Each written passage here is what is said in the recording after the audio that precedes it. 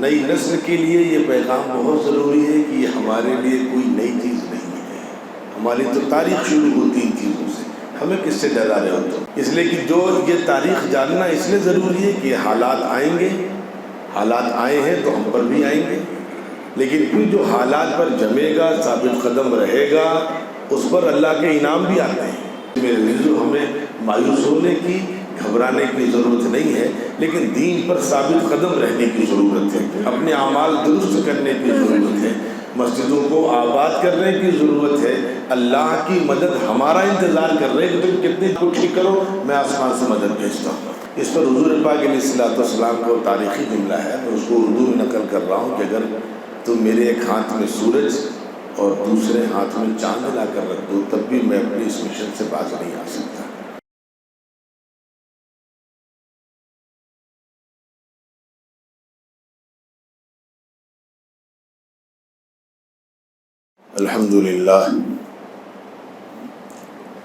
الحمدللہ رب العالمین، والصلاة والسلام علی سید المرسلین محمد وآلہ وصحبہ اجمعین ومن تبعهم بإحسان إلى يوم الدین. اما بعد، اعوذ باللہ من الشیطان الرجیم، بسم اللہ الرحمن الرحیم. وَلَنَبْلُوَنَّكُمْ بِشَيْءٍ مِّنَ الْخَوْفِ وَالْجُوعِ وَنَقْصٍ مِّنَ الْأَمْوَالِ وَالْأَنفُسِ وَالثَّمَرَاتِ وَبَشِّرِ الصَّابِرِينَ. صدق اللہ العظیم. رب اشرح لي صدری ويسر لي أمری. سبحانك لا علم لنا إلا ما علمتنا إنك أنت العليم الحكيم. سبحان ربك رب العزة عما يصفون وسلام على المرسلين والحمد للہ رب العالمین. قابل احترام بزرگوں اور میرے عزیز دوستوں، گزشتہ جمعے کو میں نے حضور پاک علیہ الصلوۃ والسلام کی زندگی کا ایک تاریخی معاملہ،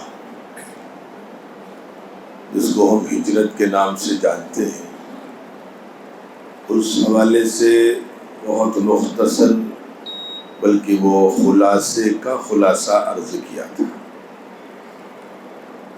لمبا سفر ہے اور اس حوالے سے علماء نے بڑی قیمتی باتیں لکھی ہیں، لیکن یہ موقع ان تفصیلات میں جانے کا نہیں ہے. مختصر انداز میں ہی صحیح وہ چیزیں امت کے سامنے آ جائیں. میں نے یہ بات بھی عرض کی تھی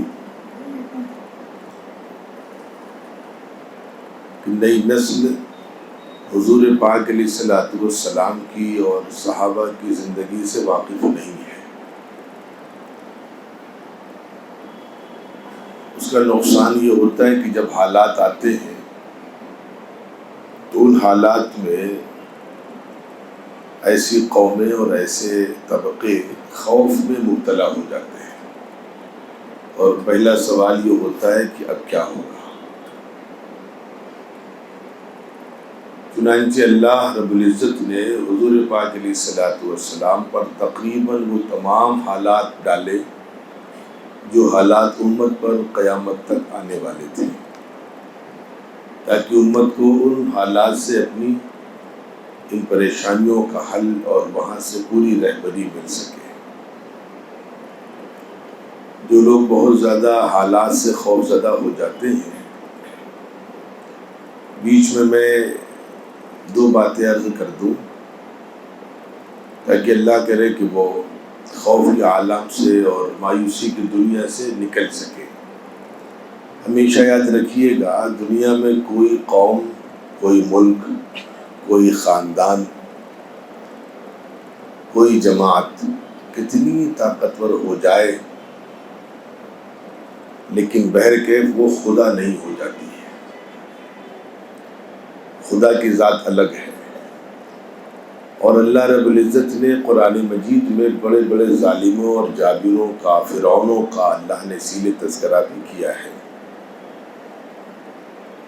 دیکھو جس طریقے سے ہم نے ان طاقت کو ان حکمرانوں کو، ان کے نام و نشان کو مٹا دیا ہے۔ اللہ کا دستور ہے ہر ظالم کے نام و نشان کو اللہ مٹاتے ہیں، تو ہمیں مایوس نہیں ہونا ہے۔ دوسری چیز یہ ہے، میں مایوسی والی بات کہہ رہا ہوں، اس حوالے سے بہت سی باتیں کی جاتی ہیں اور میں کرتا بھی رہتا ہوں کہ قوموں کی زندگی میں تو پہلے ایک شعر کسی شاعر کا ہے کہ یہ معنی زندگی میں غم بہت ہے، یہ معنی زندگی میں غم بہت ہے، ہنسے بھی زندگی میں ہم بہت ہیں۔ جب کسی قوم کے عروج و زوال کا جائزہ لیا جاتا ہے تو اس کی تاریخ میں 10-20 سال کی کوئی اہمیت نہیں ہوتی ہے۔ اسی ملک میں جس مالک نے ہم کو 1000 سال حکومت دی ہے، اب اگر 10-20-50 سال حکومت سے ہم ہٹا بھی دیے گئے تو کہاں 50 سال کہاں 1000 سال، کوئی مقابلہ تھوڑی ہے۔ ہم اللہ سے شکوہ تھوڑی کر سکتے ہیں کہ آپ نے ہم کو ہمیشہ ظلم و ستم کی چکی میں پسوایا ہے، نہ۔ تو اگر ہم 1000 سال کی شان و شوکت کو دیکھیں گے، اپنے عروج کو دیکھیں گے، اپنی طاقت کو دیکھیں گے، اپنی تاریخ کو دیکھیں گے، تو یہ تو کچھ نہیں ہوں گے کہ کچھ نہیں، تو ٹھیک ہے۔ تو امت بہرکیف اس دور میں ہمارے بڑوں کی پہلی کوشش یہ ہے کہ امت کو مایوسی کی دلدل سے نکالا جائے۔ اور جو لوگ شکایت کرتے ہیں کہ حالات میں کوئی تبدیلی نہیں، میں بار بار کہتا ہوں کہ مولانا علی میاں علیہ رحمہ ایک شعر پڑھا کرتے تھے کہ اس گھر کو آگ لگ گئی گھر کے چراغ سے، یعنی ہمیں جو نقصان پہنچا ہے یا پہنچ رہا ہے وہ باہر سے کم ہے، اندر سے زیادہ ہے۔ اس قدر حالات میں گھری ہوئی یہ قوم، لیکن اس کے باوجود مسجدوں کا حال دیکھیے، ہمارا سلوک دیکھیے، ہمارے معاملات دیکھیے، اور ابھی اگست چل رہا ہے، نومبر سے بلکہ اکتوبر سے مسلمانوں کے ہاں شادیوں کا ایک دور شروع ہوتا ہے، تو اس کے لیے تیاریاں ابھی سے ہوتی ہیں، تو لوگ آنے لگے ہیں۔ اب اس میں محسوس ہوتا ہے کہ 2-2 کروڑ روپے مسلمان اس وقت بھی شادیوں میں خرچ کر رہا ہے، تو باہر کے حملے خطرناک کم ہوتے ہیں، اندر کے حملے زیادہ خطرناک ہوتے ہیں۔ تو ہماری جو مصیبت ہے وہ باہر کی نہیں ہے، ہماری مصیبت اپنے اندر کی ہے۔ ہم اندر کو ٹھیک کر لیں، انشاءاللہ باہر کے مسائل اپنے آپ ٹھیک ہو جائیں گے۔ امت بہرکیف مایوس نہ ہو، اس وجہ سے میں نے یہ باتیں کی ہیں، لیکن آج جس مضمون کو آپ کے سامنے رکھنا ہے اس میں نے ادھر محرم کا مہینہ شروع ہو گیا تھا تو وہ ہجرت کی بات بھی رکھنی تھی، لیکن ہجرت سے پہلے حضور پاک علیہ الصلوۃ والسلام کی زندگی کا ایک اور بہت بہت تاریخی واقعہ، نئی نسل اس واقعے سے بھی واقف نہیں ہے، اور اس واقعے کو نئی نسل کے سامنے رکھنا اس وقت بہت ضروری ہے۔ جن لوگوں کے ہریانہ میں فساد ہوا اور وہاں پر ان کے مکانات توڑے گئے، اس میں بہرکیف ان کے لیے یہ میں آپ کو کبھی مایوس نہ ہو، اللہ رب العزت نے قرآن مجید میں بہت سے انعامات کا اعلان کیا ہے، اس میں جن لوگوں کے ساتھ کبھی بھی یہ زیادتی ہو، وَأُخْرِجُوا مِن دِيَارِهِمْ وَأُوذُوا فِي سَبِيلِي، کہ جن لوگوں کو ان کے گھروں سے نکال دیا جائے یا اللہ کے راستے میں انہیں اذیتیں دی جائیں، لَأُكَفِّرَنَّ عَنْهُمْ سَيِّئَاتِهِمْ وَلَأُدْخِلَنَّهُمْ جَنَّاتٍ تَجْرِي مِن تَحْتِهَا الْأَنْهَارُ۔ بلکہ دنیاوی نقصان تو ہوا، اس میں کوئی شک نہیں، اور میں نے بہت پہلے بتایا بھی تھا کہ 50 سال 100 سال کی محنت آپ نے برباد کر دی، لیکن آخرت کے اعتبار سے وہ لوگ کامیاب ہو گئے۔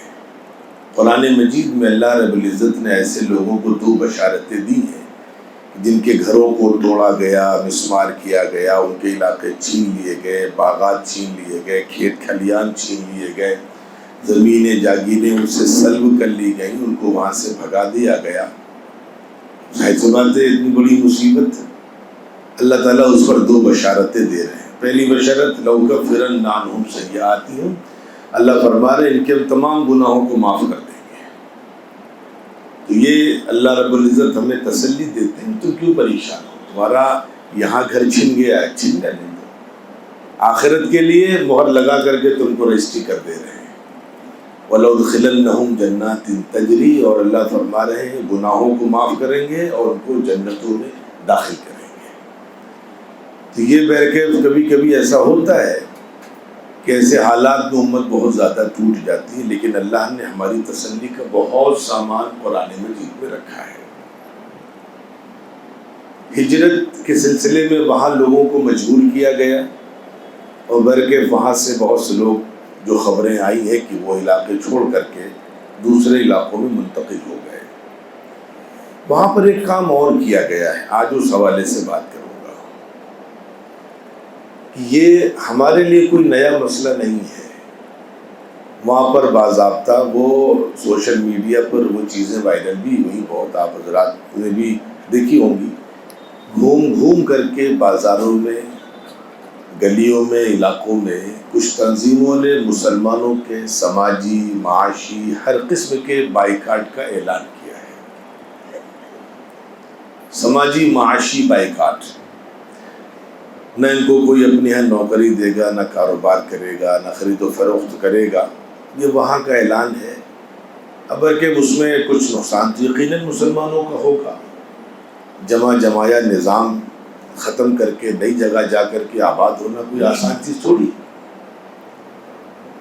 لیکن ہمارے لیے اس میں کوئی گھبرانے کی بات نہیں ہے، یہ کوئی ہمارے لیے نیا مسئلہ نہیں ہے۔ یہ کام حضور پاک علیہ الصلوۃ والسلام کے ساتھ بھی کیا گیا ہے، امت ان حالات سے واقف نہیں ہے۔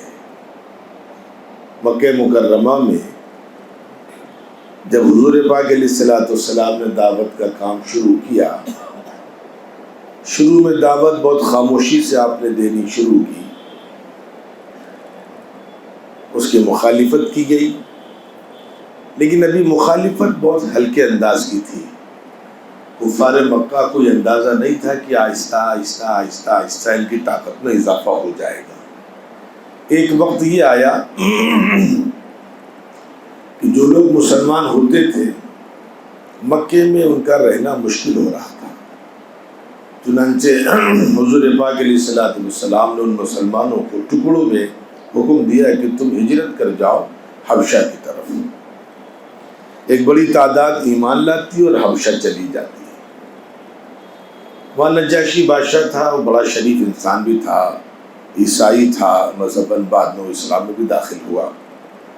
خیر اس نے بڑی مسلمانوں کی اس وقت بڑی مدد کی۔ کفار مکہ کو تسلی دی، چلو یہاں سے گئے، لیکن ایک واقعہ اور پیش آ گیا۔ واقعہ یہ پیش آیا کہ مکے کے دو بڑے مضبوط لوگ وہ اسلام میں داخل ہو گئے۔ اس میں سے ایک نام حضرت عمر فاروق رضی اللہ تعالیٰ عنہ کا ہے۔ ان کے اسلام میں داخل ہونے کے بعد کچھ معاملہ ذرا سا ان کے لیے سنجیدہ بنتا گیا، لیکن ابھی بھی کچھ نہیں کیا انہوں نے۔ لیکن ایک موقع آیا کہ حضرت حمزہ رضی اللہ تعالیٰ عنہ بھی اسلام میں داخل ہو گئے۔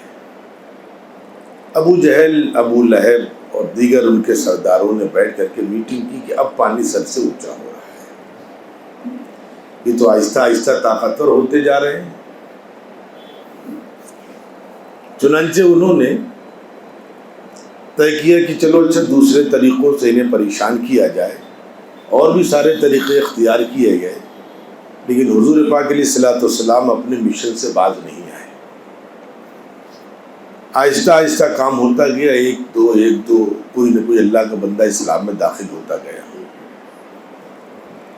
وہ جو آپ واقعات سنتے ہیں کہ راستے میں پتھر ڈالے جاتے تھے، اوجھری وہ سب بیچ کے واقعات تھے، میں سب کو ہضم کر کے بالآخر ایک موقع یہ آیا کہ اب ان لوگوں کو محسوس ہوا کہ نہیں ہمیں کوئی سخت فیصلہ کرنا پڑے گا۔ چنانچہ اسی موقع پر بعض علماء نے لکھا ہے کہ ایک سورت نازل ہوئی، ان لوگوں نے اپنے ایک سردار کو حضور کے پاس اور ابو طالب کے پاس بھیجا۔ تو واقعات بہت مشہور ہیں اس حوالے سے۔ ایک واقعہ تو یہ ہے کہ حضور کے پاس ڈائریکٹ گئے، اور ایک واقعے میں ابو طالب بھی تھے، کیونکہ ان کے چچا تھے اور وہی ان کے کفیل، وہی ان کے سرپرست، سب کچھ تھے۔ ایک بات یہ کہی گئی کہ دیکھیے اگر آپ اس کام کے ذریعے بادشاہت چاہتے ہیں تو ہم آپ کو اپنا بادشاہ تسلیم کرنے کو تیار ہیں، اگر خزانہ چاہتے ہیں تو خزانہ دینے کو تیار ہیں، اگر کسی خاندان کی خوبصورت بچی سے شادی کرنا چاہتے ہیں تو اس کے لیے تیار ہیں، اور خدا نہ خواستہ آپ کو ایسا لگتا ہے کہ آپ پر کوئی سایہ ہے، کوئی شیطانی اثر ہے، کوئی جناتوں کا اثر ہے، کسی نے آپ کے ساتھ جادو کر دیا ہے، تو ہم اس کو بھی ٹھیک کرانے کے لیے تیار ہیں، بشرطے کہ آپ اپنے اس مشن سے واپس آ جائیں۔ یہ 4 باتیں رکھی گئیں۔ اس پر حضور پاک علیہ الصلوۃ والسلام کو تاریخی جملہ ہے، میں اس کو اردو میں نقل کر رہا ہوں کہ اگر تم میرے ایک ہاتھ میں سورج اور دوسرے ہاتھ میں چاند لا کر رکھ دو تب بھی میں اپنے اس مشن سے باز نہیں آ سکتا۔ یہ معاملہ ہوا۔ بعض روایتوں میں ایک واقعہ اور پیش آیا۔ واقعہ یہ پیش آیا کہ ایک سرداروں وہی کفار مکہ کا ایک سردار حضور کے پاس جاتا ہے، غالباً اس کا عتبہ نام ہے۔ وہ کہتے ہیں کام کرو، ایک دن تم ہمارے خداؤں کی عبادت کرو، ایک دن ہم تمہارے خدا کی عبادت کریں گے۔ حضور نے کہا یہ چیز ممکن نہیں ہے۔ وہ آگے بڑھتا گیا، اس نے کہا اچھا ایک کام کرو، تم ایک دن ہمارے خداؤں کی عبادت کرو، ہم ایک ہفتے تمہارے خداؤں کی عبادت کریں گے۔ حضور غصہ ہوئے، کہا بھئی یہ سب چیزیں ممکن نہیں ہیں۔ پھر اس طریقے سے اس نے بات 1 مہینے کی، پھر 1 سال کی کہ چلو ہم تمہارے خدا کی 1 سال عبادت کریں گے، تم ہمارے خداؤں کی 1 دن عبادت کرو۔ اس پر اللہ رب العزت نے سورہ کافرون نازل فرمائی، قل یا ایھا الکافرون لا اعبد ما تعبدون، اے کافرون تم جس کی عبادت کرتے ہو میں نہیں کر سکتا، نہ کرتا ہوں، نہ میں نے کی ہے، نہ کروں گا۔ یہ اس کا خلاصہ ہے۔ 1 سال اور 1 لمحے وہ سب بھول جاؤ، اس پہ کوئی کمپرومائز نہیں ہو سکتا۔ تو عتبہ یہ ایک تجویز لے کر کے آیا تھا، اس نے بعد میں کہا کہ دیکھو ہم یہ چاہتے ہیں کہ سب ایک ہی گھر کے لوگ، ایک ہی خاندان کے لوگ ہیں، یہ آپس میں اختلافات اچھی چیز نہیں ہے، کوئی بیچ کا راستہ نکل آوے۔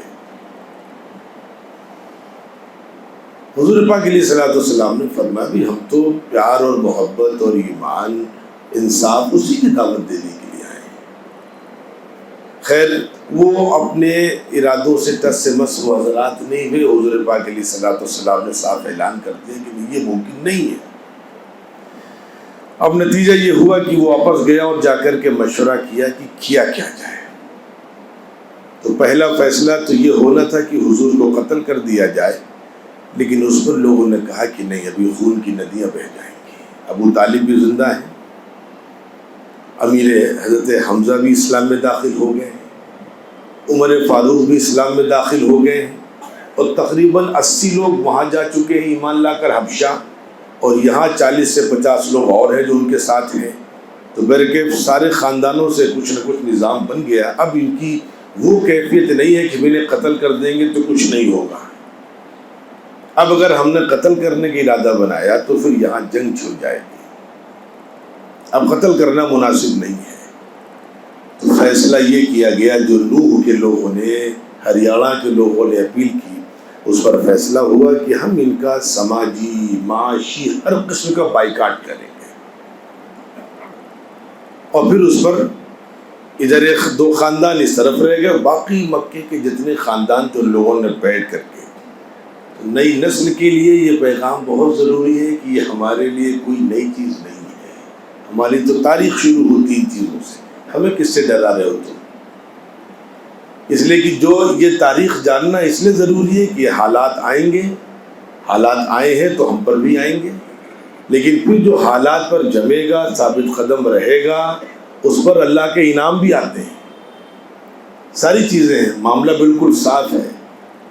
چنانچہ حضور پاک علیہ الصلوۃ والسلام، ان کے چچا اور تقریباً اس وقت عورت مرد ملا کر کے، اس میں ان کا جو سماجی بائیکاٹ کیا گیا، اس میں دین کا بھی دخل تھا اور خاندان کا بھی دخل تھا۔ مسلمان کم تھے اس میں، اس وقت بڑی تعداد غیر مسلموں کی تھی۔ ابو طالب غیر مسلم تھے، لیکن برکے خاندان تھا، اس وجہ سے بائیکاٹ کیا گیا اور شرطیں بڑی سخت لکھی گئیں، نہ ان سے کوئی کاروبار کرے گا، نہ ان کے یہاں کوئی رشتہ دے گا، نہ ان سے کوئی رشتہ لے گا، وغیرہ وغیرہ۔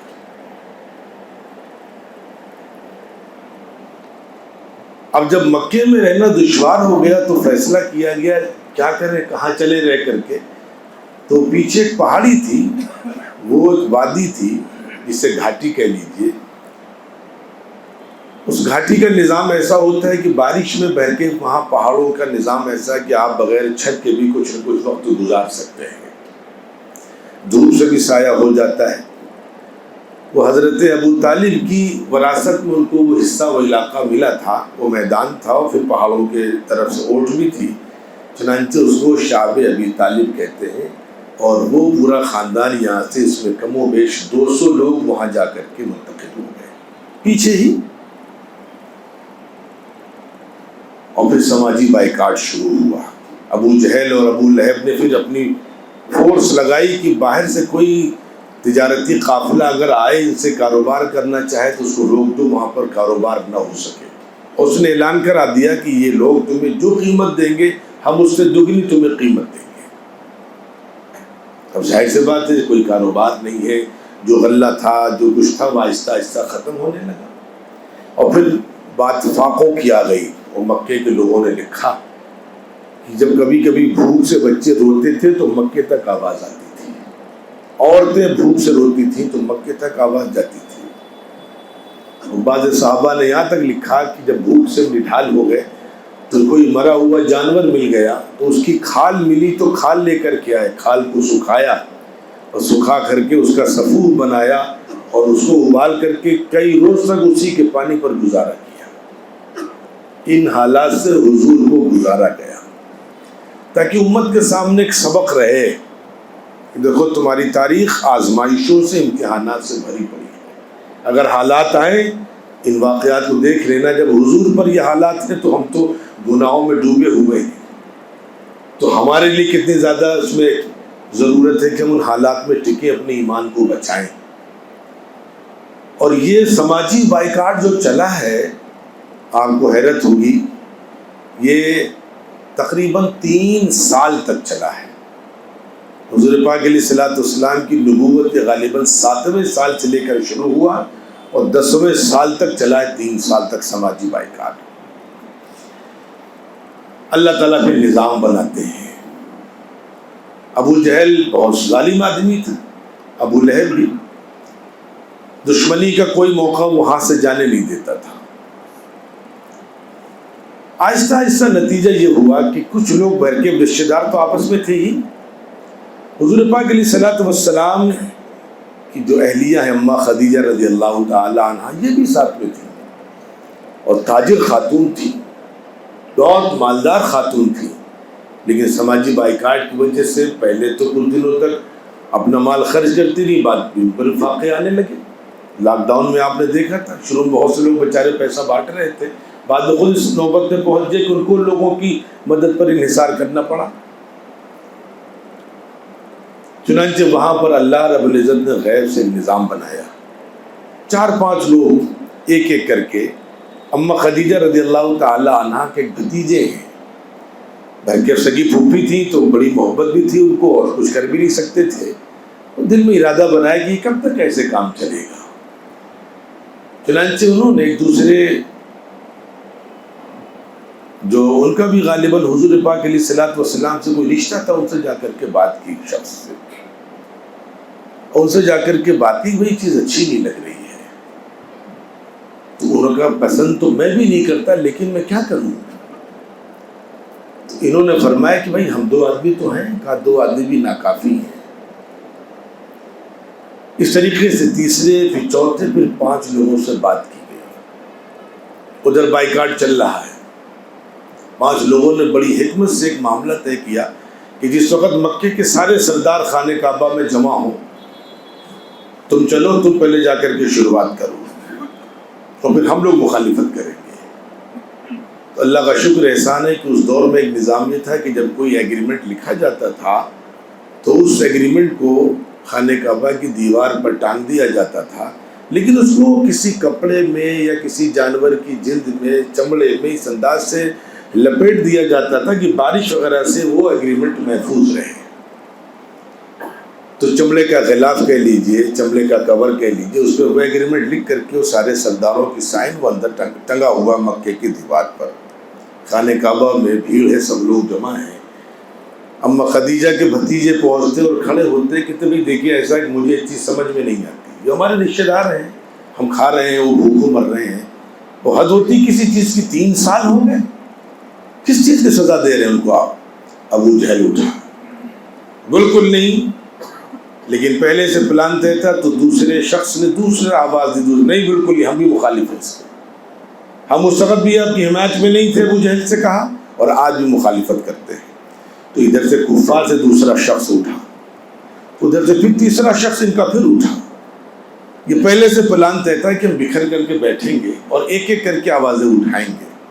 چنانچہ نتیجہ یہ ہوا کہ وہاں پر تیز شور شرابہ ہو گیا اور ابو جہل کو خطرہ ہوا کہ اب اگر ہم نے مخالفت کی تو بات آگے بڑھ جائے گی. بہت سمجھدار قسم کا آدمی تھا، یہی بیچارہ مار کھا گیا وہ حضور کی دشمنی میں. اور دشمنی کیوں تھی اس کی بھی وجوہات ہے بہر کے. نتیجہ کیا ہوا کہ جب شور شرابہ ہوا تو ابو طالب، چونکہ وہ مکے کی آوازیں آتی جاتی تھی، ابو طالب آ گئے خانہ کعبہ میں. آ کر کے کہا دیکھو ایک کام کرو، اس شور شرابے کو بند کرو، میرے بھتیجے نے ایک بات مجھ سے بتلائی ہے، اس پر فیصلہ کر لیتے ہیں. کہا بتلاؤ. اس دور میں نظام یہ تھا کہ جب تک ایگریمنٹ کا وہ پرچہ ٹنگا رہے گا تب تک وہ معاہدہ مانا جائے گا. ابو طالب نے کہا کہ میرے بھتیجے نے مجھ سے کہا ہے کہ جس کاغذ پر یا جس چیز پر آپ لوگوں نے ایگریمنٹ لکھ کر کے خانہ کعبہ میں اس کو چمڑے کے غلاف میں طے کر کے پیک کر کے کور کر کے ٹانگا ہے، آپ دیکھیے جا کر میرے اللہ نے مجھے خبر دی ہے کہ اس پورے ایگریمنٹ کو دیمک کھا گئی ہے سوائے ان جگہوں کے جہاں پر لفظ اللہ لکھا ہوا تھا. لوگوں نے کہا ٹھیک ہے اس پر فیصلہ کر لیتے ہیں، اگر ایگریمنٹ واقعتاً کھا گئی تو آج سے ایگریمنٹ ختم. چنانچہ اتارا گیا اور جو کھولا گیا تو سارا دیمک کھا چکا تھا، ایسے وہ حصے بچے تھے جہاں پر لفظ اللہ لکھا ہوا تھا. اس طریقے سے اللہ کا شکر ایگریمنٹ ختم ہوا. اور یہ جو بائیکاٹ تھا سماجی، وہ حضور پاک علیہ الصلوۃ والسلام کا اور مسلمانوں کا، صحابہ کا اور بنی عبد المطلب کا، وہ سماجی بائیکاٹ مکمل ہوا. اور پھر حضور پاک علیہ الصلوۃ والسلام آ گئے، اپنے دعوت کے کام میں لگ گئے. لیکن اس کے بعد 6 مہینے کے بعد ابو طالب کا انتقال ہو گیا. تو پھر ان لوگوں نے فیصلہ کیا اور قتل کا ارادہ کیا. تو وہ پوری بات پھر میں نے پچھلے جمعے بتائی تھی کہ حضور پاک علیہ الصلوۃ والسلام اس پر ہجرت فرما گئے. یہ اللہ کی طرف سے حکم تھا. چنانچہ میرے عزیزو، ہمیں مایوس ہونے کی، گھبرانے کی ضرورت نہیں ہے، لیکن دین پر ثابت قدم رہنے کی ضرورت ہے، اپنے اعمال درست کرنے کی ضرورت ہے، مسجدوں کو آباد کرنے کی ضرورت ہے. اللہ کی مدد ہمارا انتظار کر رہے کہ تم کتنی کوشش کرو، میں آسمان سے مدد بھیجتا ہوں. السلام علیکم ورحمۃ اللہ وبرکاتہ.